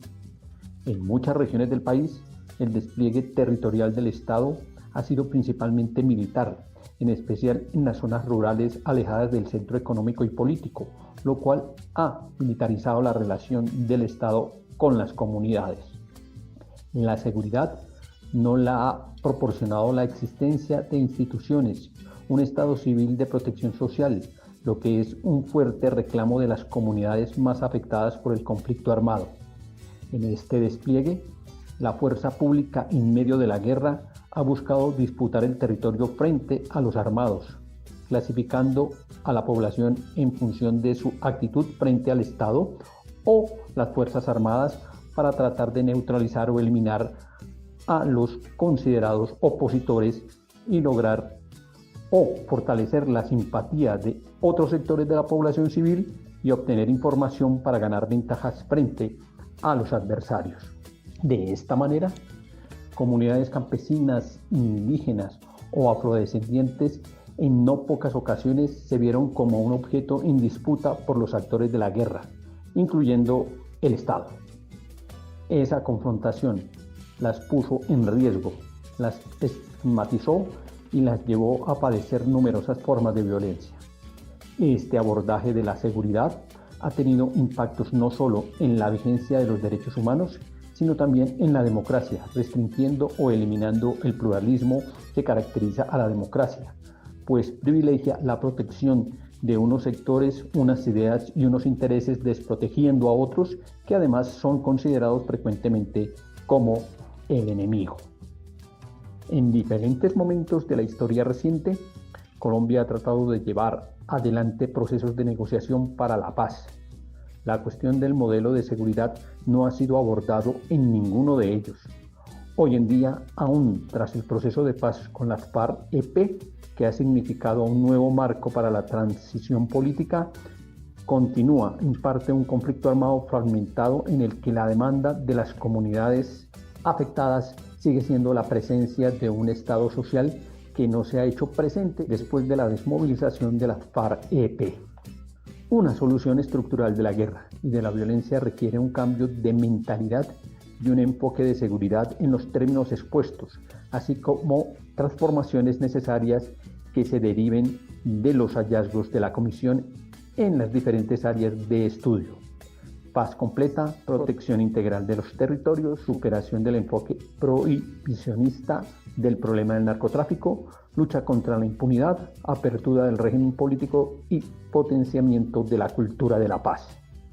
Se requiere un compromiso serio con cumplimiento de la ley que redunde en la legitimidad del Estado. Discursos presidenciales y seguridad. La Comisión de la Verdad analizó 16 de los 17 discursos pronunciados por los presidentes de la República en su acto de posesión desde Gustavo Rojas Pinilla en 1953 hasta Iván Duque Márquez en el 2018, con el objeto de dar cuenta de las tendencias y relaciones entre los discursos de posesión y el trabajo realizado en cada mandato, así como de los hechos sociales más relevantes de cada uno de estos periodos. De este análisis, la Comisión concluyó que a lo largo de este periodo, 1953-2022, el enfoque discursivo hegemónico que ha predominado en la política colombiana durante más de 70 años gira en torno a términos concretos como violencia, seguridad social y defensa. En todos los discursos, el Ministerio de Defensa es el que más se menciona, especialmente en el de Alberto Lleras Camargo, 1962, disminuyendo hasta el de Andrés Pastrana Arango, 1998, cuando la frecuencia nuevamente empieza a aumentar.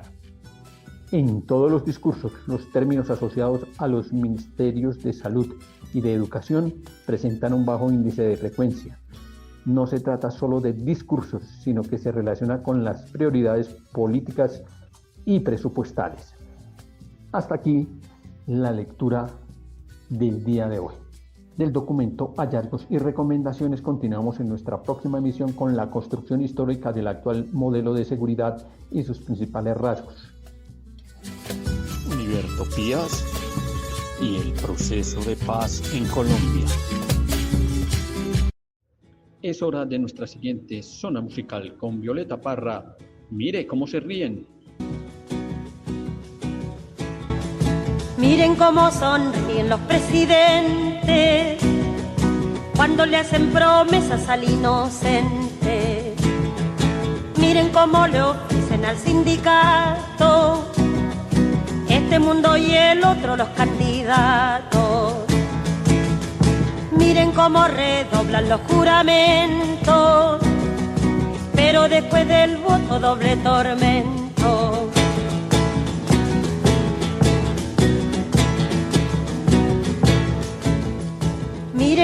hervidero de vigilante para rociarle flores al estudiante.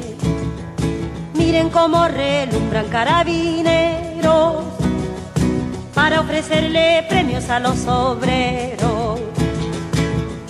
Miren cómo se viste cabo y sargento para teñir de rojo los pavimentos.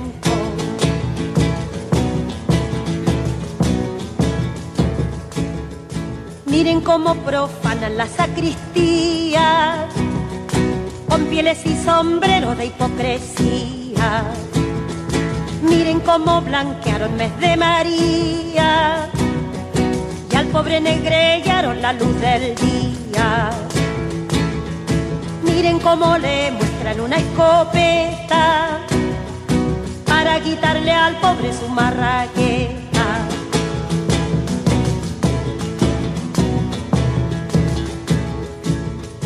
Miren cómo se empolvan los funcionarios para contar las hojas del calendario. Miren cómo gestionan los secretarios las páginas amables de cada diario. Miren cómo sonríen angelicales. Miren cómo se olvidan que son mortales.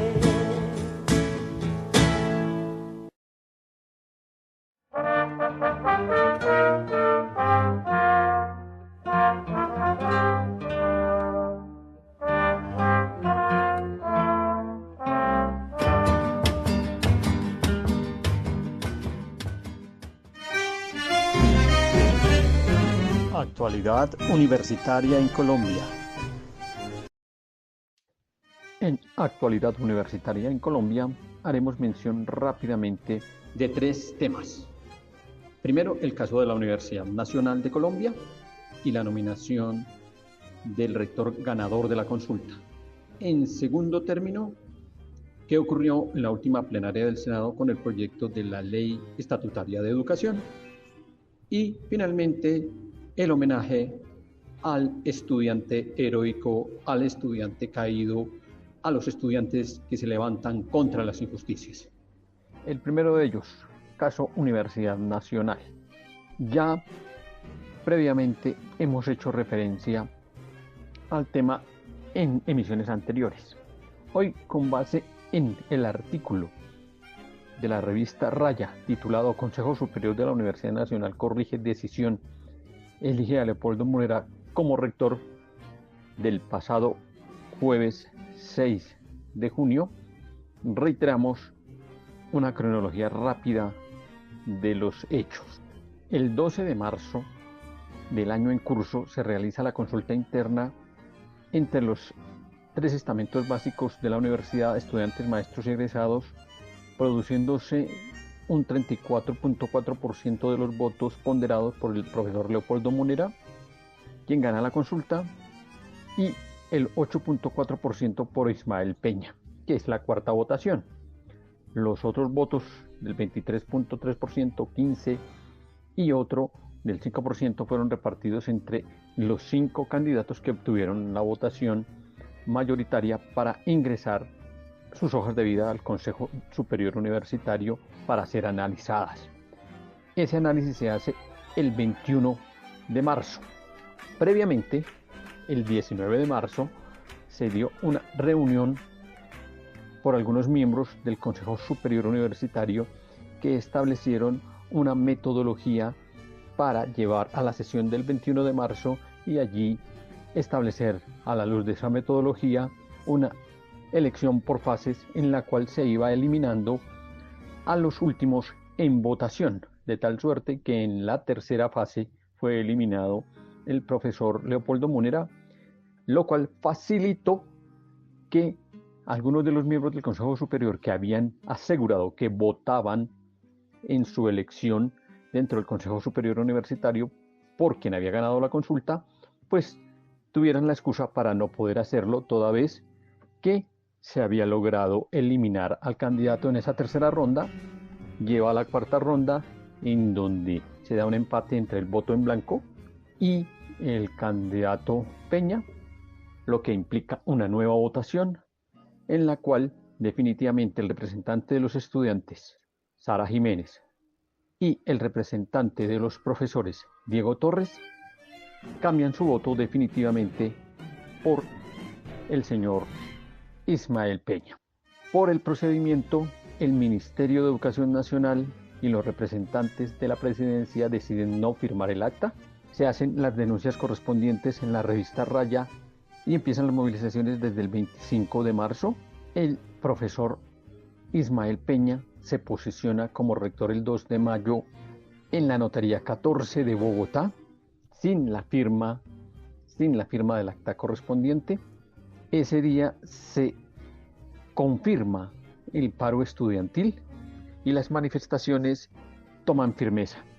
Hay que recordar que el 7 de mayo se unen al paro estudiantil los sindicatos de profesores y de trabajadores y que se solicita por parte del profesor Leopoldo Múnera y de otros profesores que se haga una revisión por parte del Consejo de la decisión tomada y se entrega una querella ante el mismo Consejo Superior Universitario, ante los jueces de la República y ante el Consejo de Estado en la Sala de lo Contencioso Administrativo. Esto ocurre exactamente el 9 de mayo. A la semana siguiente, ante la imposibilidad de lograr quórum para las sesiones del Consejo Superior Universitario, convocando a los miembros que continúan en el Consejo Superior y a los miembros nuevos del Consejo Superior Universitario, que hasta la fecha sería uno solo, es decir, el doctor Víctor Manuel Moncayo, que es nominado por el CESU, reemplazando a Humberto Rosanía, que fungió hasta ese 21 de marzo como representante y fue reemplazado por quien mencionamos. No se logra, como hemos dicho, quórum, y ante solicitud de la ministra de Educación sobre la tercera semana de mayo, se nomina por parte de la Presidencia de la República un ministro ad hoc para el caso de la Universidad Nacional. Se trata de Juan David Correa Ulloa, el ministro de Cultura, quien convoca inmediatamente al Consejo Superior Universitario para los días siguientes, 18-19, bajo la resolución 007480. Con base en ello, el rector nominado por el Consejo Superior Universitario, Ismael Peña, instaura una querella de tutela ante los jueces de la República para que se confirme su nominación como rector.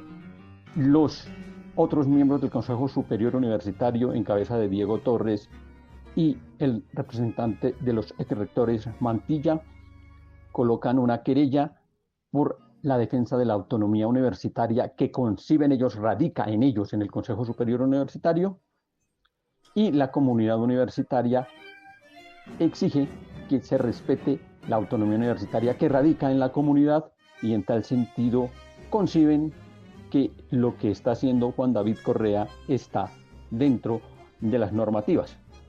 Se da la elección de la estudiante que reemplazará a Sara Jiménez, representante de los estudiantes, hasta ese 21 de marzo. Se trata en este caso de la estudiante de posgrados Laura Quevedo, y con la nominación de Víctor Manuel Moncayo por parte del CESU, se asume que se logra quórum. Sin embargo, sobre finales del mes de mayo, se da por parte de un juez de la República la razón al rector nominado desde el 21 de marzo, el profesor Ismael Peña, pasando por encima de un reconocimiento que hace el Consejo de Estado en su sala de lo contencioso administrativo, que ha aceptado la querella de el profesor Leopoldo Múnera en el sentido de anular el acto de posesión de José Ismael Peña Reyes, pero solicitando que el Consejo Superior Universitario, en sesión autónoma de la Universidad Nacional, defina el quehacer. En ese orden de ideas, el viceministro de Educación, Alejandro Álvarez Gallego, convoca al Consejo Superior Universitario para el día 6 de junio en las instalaciones del claustro de San Agustín en el centro de Bogotá, donde para tratar de salvaguardar el semestre de los estudiantes se toma la decisión a la luz del artículo 41 del Código de Procedimiento Administrativo de Colombia y se decide con ello corregir las irregularidades que se cometieron el 21 de marzo y se regresa el proceso hasta la presentación de los 5 candidatos que queda en firme y se somete a votación directa como metodología.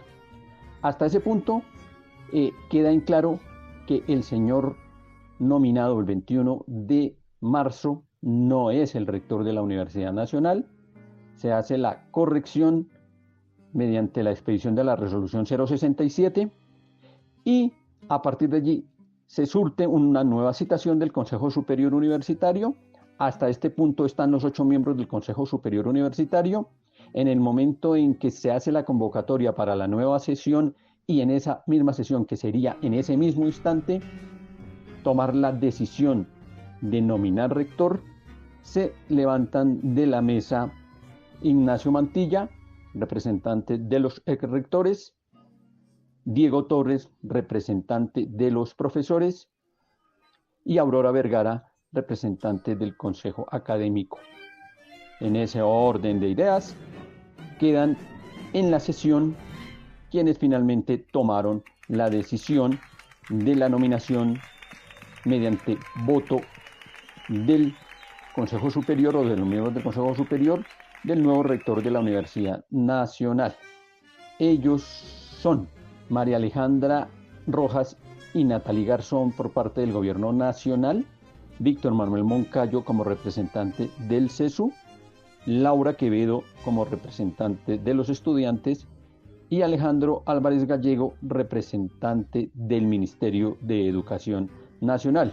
Con 5 votos a favor del profesor Leopoldo Munera, se le nomina como rector. El asunto no ha terminado. El movimiento estudiantil y el movimiento docente, incluido también el movimiento de trabajadores, logran una primera victoria con la nominación de quien gana la consulta, pero en los estrados judiciales el representante de los profesores, Diego Torres, y el señor rector, que públicamente reconoce irregularidades en este último proceso, pero le da el saludo al profesor Munera, siguen con su pelea desde la óptica de la autonomía para el Consejo Superior y no para la comunidad, por tratar de asegurar la rectoría para sí.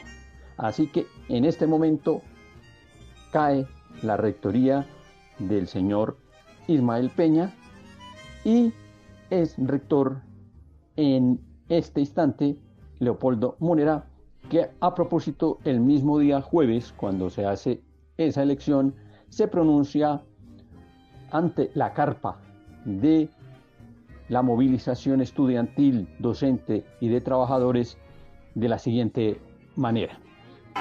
Bienvenido, señor rector Leopoldo Munera, rector de la Universidad Nacional de Colombia.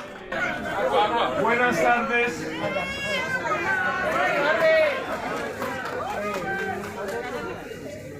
Vamos a empezar y de hecho ya empezamos un proceso de construcción colectiva, un proceso de reconstrucción colectiva de la Universidad Nacional.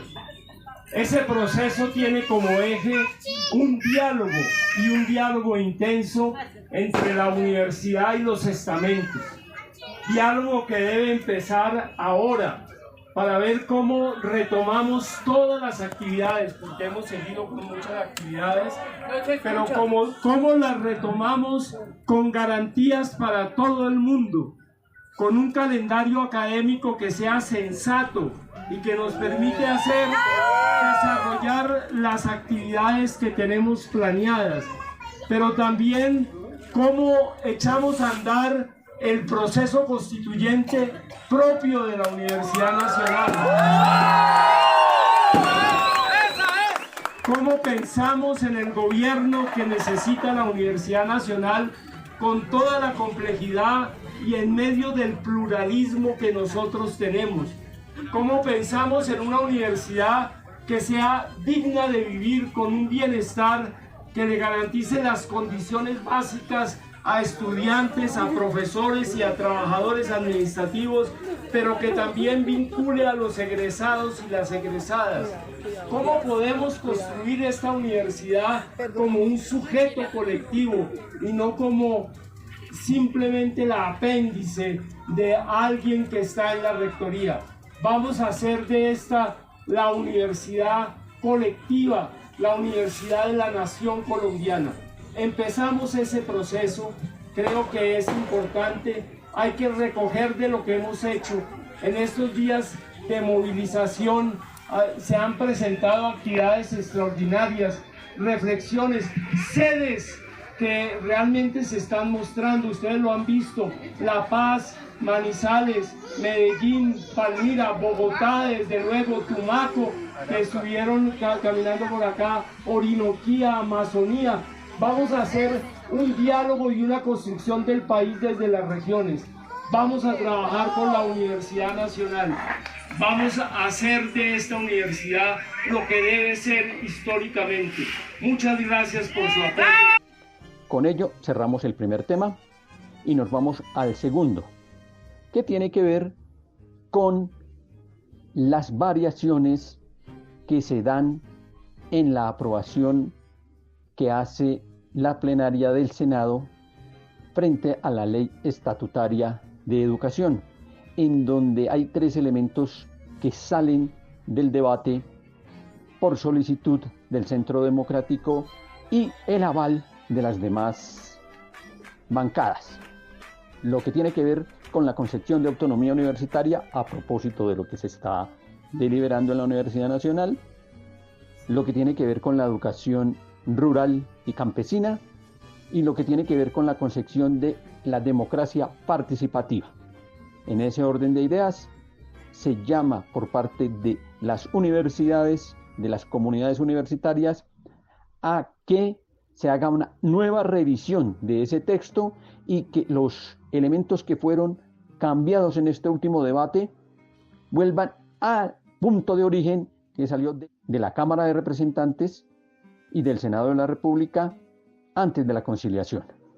Y antes de dar por terminada nuestra misión y nuestro segmento de actualidad universitaria en Colombia, hay que recordar el 8 y 9 de junio, Día del Estudiante Caído. Desde aquí, un fragmento por cortesía del periódico Desde Abajo, donde con un poema y con una remembranza hacemos conmemoración del Día del Estudiante Caído, del estudiante heroico. Estudiante de segundo año de Derecho, procedente de la ciudad de Ipiales, Pasto, líder estudiantil y apasionado opositor del gobierno de Miguel Abadía Méndez y de su rosca, en especial luego de aquella masacre que perpetraron los soldados colombianos en la Ciénaga el año inmediatamente anterior, cuando más de 4.000 campesinos cultivadores de banano y trabajadores de la United Fruit Company decidieron irse a huelga para que la empresa gringa mejoraran algo sus condiciones laborales, alimenticias y sanitarias, ya que el cólera, el dengue, la desnutrición, la insolación, las fiebres debidas a los virus cultivados en las barracas, donde los amontonaban como ganado, y que se propagaban con mayor rapidez en las insalubres letrinas, motivo por el que los niños morían diariamente y por el que sus padres, al no tener dinero para un ataúd o al menos para enterrarlos en un cementerio como a buenos cristianos, decidieron manifestar sus inconformidades, a lo que el Estado colombiano respondió abriendo fuego y asesinando a centenares de ellos. Y como nadie decía nada, algunos estudiantes de la Universidad Nacional salieron a las calles para protestar en contra de aquella salvajada, de aquel acto aberrante en el que un batallón de soldados colombianos, con la orden de su presidente y de su alcohólico ministro de guerra, llamado Ignacio Rengifo y apodado Mr. Whisky, la noche del 5 de diciembre de 1928 abrió fuego contra los huelguistas, entre los que se encontraban ancianos, niños y enfermos, que recibieron las descargas de los fusiles que buscaban proteger los intereses de una empresa norteamericana. Hecho lamentable e increíble que arrojó a los estudiantes a la calle para pedir la cabeza de Abadía Méndez y del director de la Policía Nacional, el sanguinario oficial Carlos Cortés Vargas, conocido como Don Bananos, y para que por fin se acabara aquella rosca. Y por eso uno de sus líderes, un joven estudiante de Derecho, había recibido aquel disparo por la espalda, mientras los trabajadores que se habían tomado la ciudad junto con los gamines que se aglomeraban en la Plaza de Bolívar. En el mes de junio del año de 1929, cuando es asesinado Gonzalo Bravo Páez, que es un estudiante pastuso de la Universidad Nacional, quien estaba precisamente manifestándose en contra del gobierno de Abadía Méndez y aquello que se conoció como la rosca de este gobierno, pues, que eran potentados. A raíz del asesinato de Gonzalo, los estudiantes colombianos decidieron celebrar lo que nosotros conocemos como el Día del Estudiante. Antes se conocía como el Día del Estudiante Caído. O sea, de la misma forma que asesinaron a Gonzalo Bravo, asesinan a Uriel Gutiérrez 25 años después.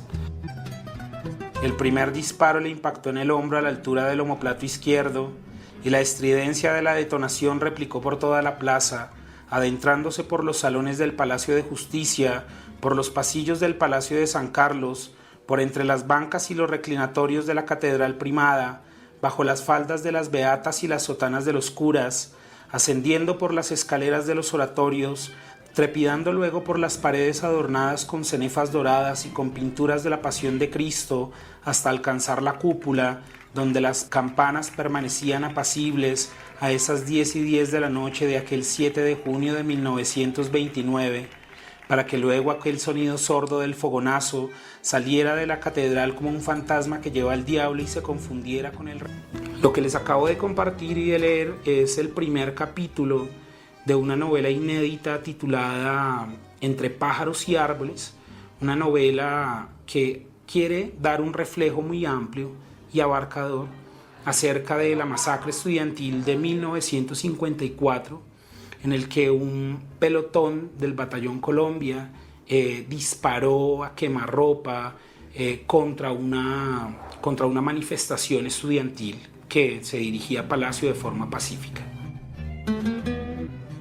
Los estudiantes tenían la autorización de asistir, de ir al cementerio central a visitar la tumba de Gonzalo. Iba transitando un taxi por dentro de la Nacional, de la universidad, cuando uno de los policías detuvo al taxi, bajó el taxista, lo agredió, y uno de los estudiantes se enfrentó al policía y de un momento a otro abrieron fuego. Cuando abrieron fuego, asesinaron a un estudiante llamado Uriel Gutiérrez, un estudiante caldense de cuarto año de la Facultad de Medicina y segundo de Filosofía, un estudiante brillante, recordado, Uriel Gutiérrez, y él recibe un tiro en la cabeza. La sangre de Uriel Gutiérrez y la de otros estudiantes que marchan en manifestación de protesta tiñe las avenidas de Bogotá el 8 y 9 de junio de 1954. Más tarde vendrá la censura de prensa, la rabia y el desencanto popular. Esa misma noche Rojas Pinilla cita a algunos estudiantes, líderes estudiantiles de la Universidad Nacional, para darles autorización de hacer una manifestación pacífica al día siguiente. Estamos hablando del 9 de junio. Muchos de los periodistas de la época e historiadores reconocen este hecho de la masacre estudiantil como el principio del fin de Rojas, porque empieza a caerse su mascarada. Los estudiantes se encuentran alrededor de las 10 de la mañana en las instalaciones de la Universidad Nacional. Cuando llegan a la calle 13 con carrera séptima, son detenidos por un pelotón del Batallón Colombia recién desembarcado de la guerra de Corea. Pero bueno, imagínense cómo venían estos soldados picados, pues, con sangre en el ojo, ¿no? Con veneno en las venas, con pólvora en la sangre. Supongo que los soldados estaban muy tensos y alguno abrió fuego. Y al abrir uno fuego, los demás abrieron fuego. Muchos estudiantes alcanzaron a arrojarse al piso, pero nosotros ya sabemos, son 12 los estudiantes que fueron asesinados, más de 50 resultaron heridos. Un periodista, y miren el nombre del periodista, llamado Julio Flores, por casualidades del destino y de la vida, estaba justo enfrente de donde ocurrieron los hechos, en el segundo piso, y logró tomar las fotos. Él era un periodista del diario El Espectador, y esa misma tarde el diario El Espectador sacó una edición especial. Julio Flores toma las únicas fotos que aún nos quedan como memoria tangible de ese triste acontecimiento. Lo intentaban socorrer cuando cayó herido ante la mirada atónita de los presentes y de su amigo, que empezó a gritar su nombre sin obtener respuesta, mientras la mano asesina guardaba el revólver en su estuche oficial de la Policía Nacional de Colombia, se apeaba de su caballo derecho.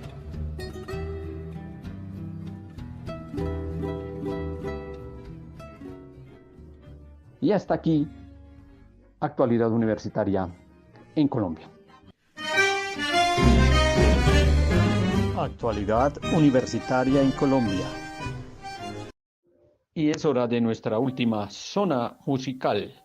En este caso, La Noche de los Lápices, con Richard Agüero. Detrás de las paredes que ayer te han levantado, te ruego que respires todavía. Apoyo mis espaldas y espero que me abraces, atravesando el muro de mis días. Y rasguña las piedras, y rasguña las piedras, y rasguña las piedras.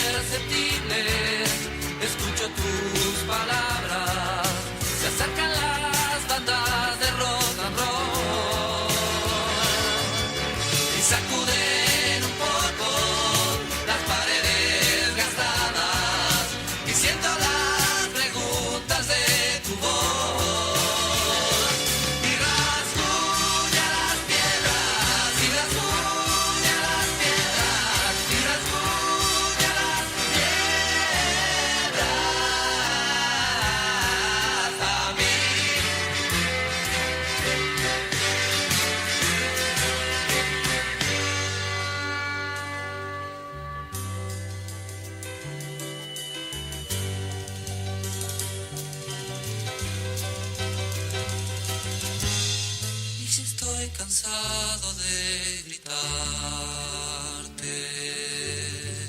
es que solo quiero despertarte.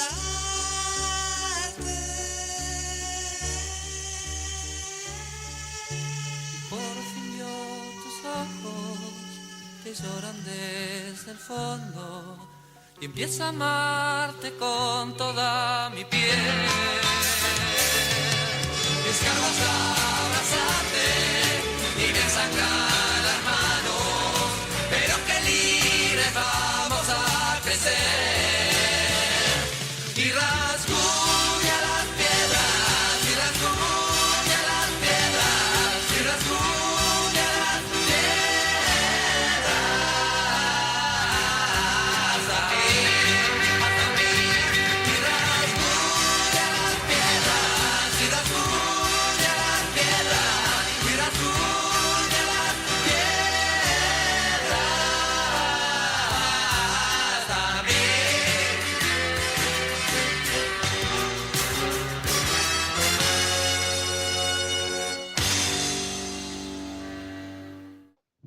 Los miembros de la comunidad académica que soñamos y trabajamos por la reforma democrática y construcción colectiva de la Universidad Distrital, unidos en el equipo de Univertopías, agradecemos a nuestro equipo de sonido, Daniel, Paula y Andrés, a todos los que contribuyen con sus aportes a la construcción, elaboración y diseño de este programa, a todos nuestros invitados, a quienes nos oyen a través de las ondas electromagnéticas.